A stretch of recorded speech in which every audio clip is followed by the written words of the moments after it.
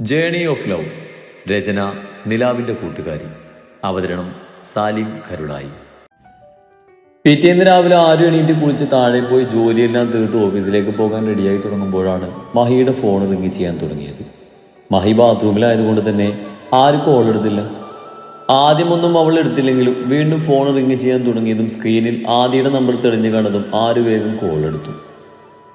എടാ മഹി, നീ ഇയാൾ കൊള്ളാലോ, ആ പോലീസിനിട്ട് പണിയെടുക്കുമെന്ന് പറഞ്ഞപ്പോ ഇത്രയൊന്നും ഞാൻ പ്രതീക്ഷിച്ചില്ല കേട്ടോ. ആരും എന്തെങ്കിലും പറയുന്നതിന് മുമ്പായി തന്നെ ആദ്യം ചാടിക്കേറി പറഞ്ഞതും ആരും ഒന്നും മനസ്സിലാകാതെ നിന്നു. ഞാൻ ഫോട്ടോ വാട്സപ്പ് ചെയ്തിട്ടുണ്ട്, നീ ഒന്ന് നോക്ക്. അത്രമാത്രം പറഞ്ഞ് ആദ്യം കോള് വെച്ചതും ആര് കാര്യം അറിയാനുള്ള വ്യഗ്രതയിൽ വേഗം മഹിയുടെ ഫോൺ ഓണാക്കി ആദ്യം അയച്ച ഫോട്ടോ എടുത്ത് നോക്കിയതും അവളുടെ കണ്ണു മിഴിഞ്ഞു. കാർത്തു. ആയിഷിന്റെ കൂടെ വിവാഹവേഷത്തിൽ നിൽക്കുന്ന കാർത്തുവിനെ കണ്ട് ആരുവിന്റെ അതിരങ്ങൾ ഞെട്ടലോളം മുഴിഞ്ഞു. എന്താണ് അന്തപ്പെട്ട് നിൽക്കുന്നത്? ബാത്റൂമിൽ നിന്നും കുളിച്ചിറങ്ങി വന്ന മഹി തന്റെ ഫോണിൽ നോക്കി കണ്ണു മിഴിച്ചു നിൽക്കുന്ന ആരുവിനോട് ചോദിച്ചു. എന്താ ഇത്? ആര് ഫോണ് മഹിക്ക് നേരെ തിരിച്ച് ഇത്തിരി ദേഷ്യത്തിൽ ചോദിച്ചു. എന്താ ഇത്? ഇവന്റെ കെട്ട് കഴിഞ്ഞു. ഇതാ ചീവീടല്ലേ? ഇവളെങ്ങനെ ഇവന്റെ കൂടെ? അവന്റെ കഷ്ടകാലം. അവൻ ഇങ്ങനെ തന്നെ വേണം, ഒരു പോലീസ്. അവൻ ഇതിലും വലുതൊന്നും വരാനില്ല.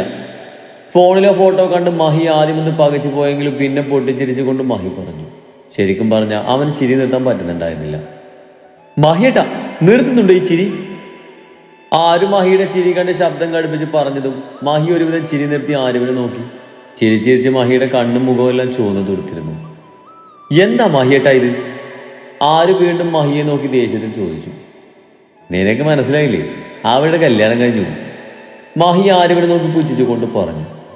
അതെനിക്ക് മനസ്സിലായി, ഇങ്ങനൊരു പണി ഒപ്പിച്ചത് നിങ്ങളല്ലേ? ആരും മഹിയെ നോക്കിക്കൊണ്ട് പുരികം പൊക്കി ചോദിച്ചു.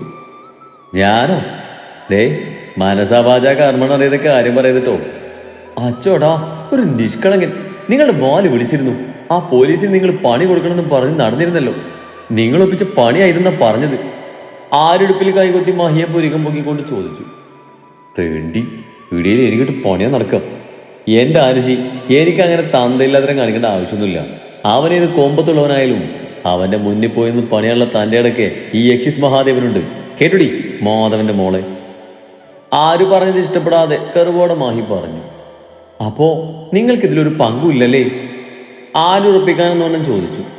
ഇല്ല. നീ എന്നെ സംശയിക്കണ്ട. വേണേൽ അവർ തമ്മിൽ പ്രേമത്തിലായിരിക്കും. നീ സ്റ്റാൻഡിൽ നിന്ന് ഷർട്ട് എടുത്തിട്ട് കൊണ്ട് മാഹി പറഞ്ഞു. ജീവിതത്തിന്റെ രണ്ടറ്റവും കൂട്ടിമുട്ടിക്കാൻ കണ്ട് പെടാപ്പാട് പെടുന്നവൾക്കാണല്ലോ പ്രേമം. അതും പോലീസിനെ കണ്ട മുട്ടിടിക്കുന്ന അവളാണല്ലോ അയാളെയൊക്കെ പ്രേമിക്കാൻ പോകുന്നത്. മഹിയെ തിരികെ പൂജിച്ചുകൊണ്ട് ആര് പറഞ്ഞു. അതെന്താടി, അവൾക്ക് പ്രേമിച്ചൂടെ? അവൾക്ക് അങ്ങനെ വലുതുണ്ടായ അവൾ ആദ്യം എന്നോടായിരിക്കും പറയുക. അവളുടെ മുഖം കണ്ടോ, കരഞ്ഞു വീർത്തിരിക്കുക. അതിൽ നിന്ന് ഊഹിച്ചൂടെ എന്തോ പ്രശ്നം ഉണ്ടായിട്ടുണ്ടെന്ന്? ആര് തന്റെ ഫോണിൽ നിന്നും കാത്തവനെ വിളിച്ചു. അവളുടെ ഫോൺ സ്വിച്ച് ഓഫ് ആണെന്ന് പറഞ്ഞത് കേട്ടതും നിരാശയോടെ അവൾ ബെഡിലേക്ക് ഇരുന്നു.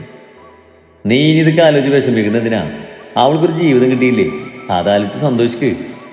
കണ്ണാടിയിൽ നോക്കി മുടി ചീകിക്കൊണ്ട് മാഹി പറഞ്ഞതും ആരവനെ കണ്ണുരുട്ടി നോക്കി ഓഫീസിൽ പോകാൻ റെഡിയാക്കാൻ തുടങ്ങി. എന്ത് പറ്റി മോൾക്ക്? ഇന്ന് വയ്യേ? ഹോസ്പിറ്റലിൽ പോണോ? ആരുവിന്റെ ക്യാബിലേക്ക് വന്ന സൂര്യ തലയിൽ നാങ്ങിയിരിക്കുന്ന ആരുവിനെ കണ്ട് ചോദിച്ചു. സത്യത്തിൽ അവൾക്ക് കാർത്തുവിനെ കുറിച്ച് ഒന്നും അറിയാനിട്ട് മനസ്സിനൊരു സമാധാനം കിട്ടുന്നുണ്ടായിരുന്നില്ല. ഒന്നുമില്ലച്ചാ.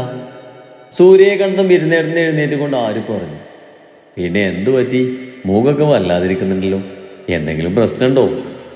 സൂര്യ വീണ്ടും ചോദിച്ചതും ആര് കാർത്തുവിന്റെയും ആയുഷിന്റെയും കല്യാണം കഴിഞ്ഞ കാര്യം സൂര്യയോട് പറഞ്ഞു. എന്തോ പ്രശ്നം ഉണ്ടായിട്ടുണ്ട് അച്ഛാ, അത് ഉറപ്പാ. അല്ലാതെ ഇങ്ങനെയൊന്നും നടക്കില്ല. എനിക്ക് കാർത്തുവിനെ കാണണം. പുറമെ കാണുന്ന ധൈര്യം മാത്രമേ ഉള്ളൂ. അവളൊരു പാവാ. സൂര്യയെ നോക്കി നിറകണ്ണുകളോട് ആര് പറഞ്ഞു. അയ്യേ, എന്റെ സ്ട്രോങ് കേൾക്ക് അറിയാണോ? മോശമാണ് കേട്ടോ. ആരുവിന്റെ നിറഞ്ഞ കണ്ണ് ഒപ്പിക്കൊടുത്തുകൊണ്ട് സൂര്യ പറഞ്ഞു. എനിക്ക് അവൾ ഓർത്തിട്ട് ഒരു സമാധാനം കിട്ടുന്നില്ല അച്ഛാ. മോള് വിഷമിക്കണ്ട. കല്യാണം കഴിഞ്ഞ സ്ഥിതിക്ക് അവരായുഷിന്റെ വീട്ടിൽ കാണും. നമുക്ക് അവിടെ പോയി നോക്കാന്നേ. അതിന് സ്ഥലം എനിക്ക് അറിയില്ല അച്ഛാ. ഞാനൊന്ന് അന്വേഷിച്ച് നോക്കട്ടെ. മോള് വിഷമിക്കണ്ട, നമുക്ക് അവിടെ വരെ പോയി കാര്യം തിരക്കാം. ആരുവിനെ ആശ്വസിച്ചുകൊണ്ട് അത്രയും പറഞ്ഞ് ഫോണിൽ ആരുടെയോ നമ്പർ ഡയൽ ചെയ്ത് സൂര്യ പുറത്തേക്ക് പോയതും ആര് തെല്ലൊരു ആശ്വാസത്തിൽ ചെയറിലേക്ക് ഇരുന്നു. കുറച്ചു കഴിഞ്ഞ് സൂര്യ വരുമ്പോൾ ആയുഷിന്റെ അഡ്രസ്സ് ഫുള്ള് കിട്ടിയിരുന്നു. മോളെ, ഡീറ്റെയിൽസ് കിട്ടി. വാ, നമുക്ക് അവിടെ വരെ പോയി നോക്കാം. സൂര്യ പറഞ്ഞത് കേട്ടതും ആരുവിന്റെ മുഖം വിടർന്നു. താങ്ക്സ് അച്ഛാ.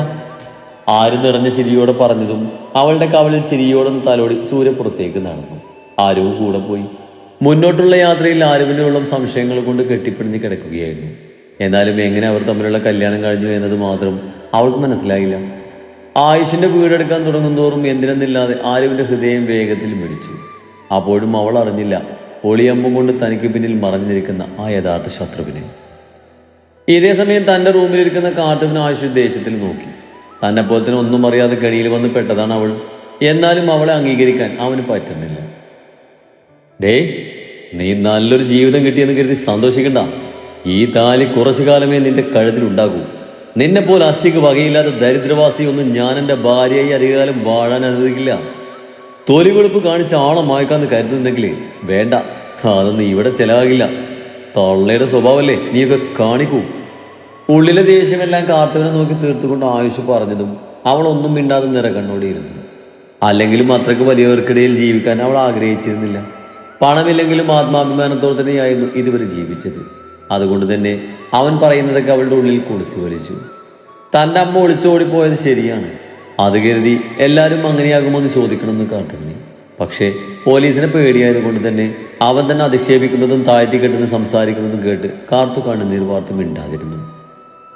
ആയുഷ്, എന്തൊക്കെയാ നീ പറയുന്നെന്ന് വല്ല ബോധമുണ്ടോ നിനക്ക്? ആയുഷിന്റെ സംസാരം കേട്ടുകൊണ്ട് വന്ന ഭാനുപ്രിയ ആയുഷ് പറഞ്ഞത് ഇഷ്ടപ്പെടാതെ ദേഷ്യത്തിൽ അവനോട് പറഞ്ഞു. അമ്മ മിണ്ടരുത്. ഇവളെ കെട്ടി എഴുന്നേൽക്കാൻ കാരണം അമ്മയാ. വല്ല നക്കാഭിഷേകം കൊടുത്ത് ഇവളെ പോലെ ഒരുക്കിയെ ഒഴിവാക്കി വിടേണ്ടതിന് പകരം എന്നെ കൊണ്ട് കെട്ട് നടത്തിക്കൊണ്ട് വന്നിരിക്കുന്നു. എനിക്ക് പറ്റില്ല ഇവളെ പോലെ ഒരുത്തിയെ ഭാര്യയായി കാണാൻ. ഇതുപോലെ ആരുടെയൊക്കെ ഒപ്പം പോയി നിരങ്ങിയതാണെന്ന് ആർക്കറിയാം? ആയുഷ് പറഞ്ഞത് കേട്ടതും കാർത്തവ് തന്നെ മിഴികളിൽ ഇറുകച്ചു.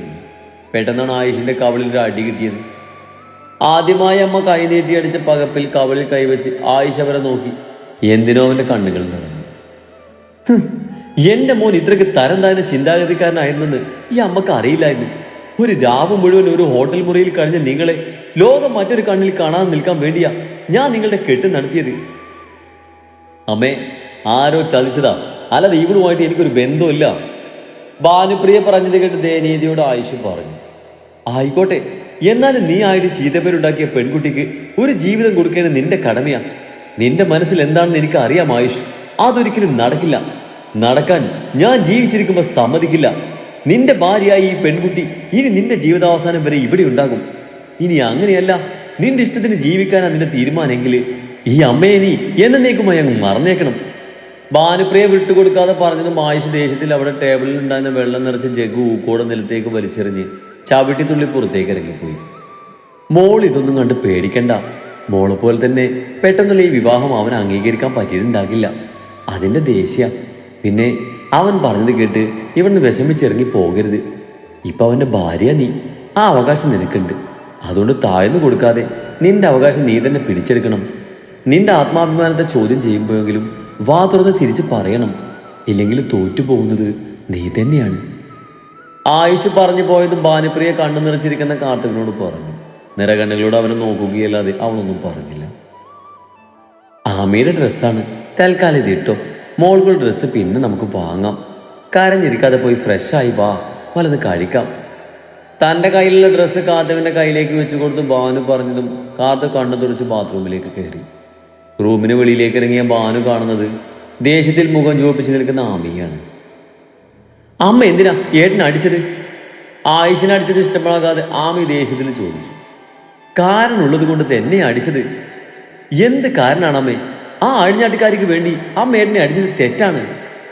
ആമി, വാക്കുകൾ സൂക്ഷിച്ച് ഉപയോഗിക്കണം. നിന്നെ പോലൊരു പെണ്ണ അവള്, അത് നീ ഓർക്കണം. ഓ, എന്നിട്ട് എന്തൊക്കെയാ അവര് ചെയ്തത്? മിക്കവാറും അവരാകെ എൻ്റെ എണ്ണയെ കെളിക്കൊണ്ടിട്ടത്. ആമി കാർത്തികയോടുള്ള ദേഷ്യത്തിൽ മുരണ്ടു. അതിന് നിന്റെ കയ്യിൽ തെളിവുണ്ടോ? എന്തൊക്കെയായാലും നിന്റെ ഏടത്തിയ കാർത്തിക. ആ റെസ്പെക്ട് നീ കൊടുക്കണം. എന്നെ കൊണ്ട് പറ്റില്ല. അമ്മക്ക് ഞങ്ങൾ മക്കളേക്കാൾ വലുത് ഇന്ന് കയറി വന്ന അവളായിരിക്കും. പക്ഷേ എനിക്ക് വലുത് എൻ്റെ ഏട്ടനാ. എനിക്ക് എൻ്റെ മക്കളെ കഴിഞ്ഞ ആരുള്ളൂ. പക്ഷെ തെറ്റ് ചെയ്യാത്ത ഒരാളെ ശിക്ഷിക്കാനേ ഞാൻ സമ്മതിക്കില്ല. അത്രേ ഉള്ളൂ ഇതും. ആ കുട്ടി വന്ന് കയറിയപ്പോക്കെ നീ പറഞ്ഞ് ഞാൻ ക്ഷമിച്ചു. പക്ഷേ ഇനിയും ഇതുപോലെയുള്ള നിന്റെ പ്രവൃത്തികൾ ഞാൻ കാണാനിടയാക്കരുത്. ഇല്ലേ നിനക്കും കിട്ടും. ആമിയെ നോക്കി താക്കിയത് പോലെ അതും പറഞ്ഞ് ഭാനുമതി പോയതും ആമി തന്റെ അമ്മ പറഞ്ഞത് കേട്ട് ദേഷ്യത്തിൽ പല്ലിറുമ്പി.